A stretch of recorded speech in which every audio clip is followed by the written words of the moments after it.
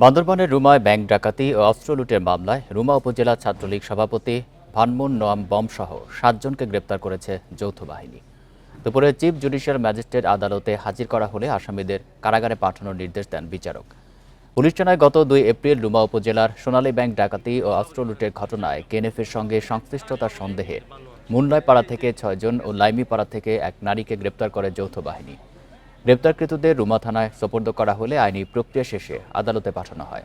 বিকাশে কম খরচে ক্যাশ আউটের লিমিট বেড়ে ৫০,০০০, প্রিয় এজেন্টও ২টা। রুমা ও থানচিতে ব্যাংক ডাকাতি, অস্ত্র লুট ও অপহরণের ঘটনায় দায়ের করা ৯ মামলায় ২২ জন নারীসহ ৭৮ জনকে গ্রেপ্তার দেখিয়ে কারাগারে পাঠানো হয়েছে।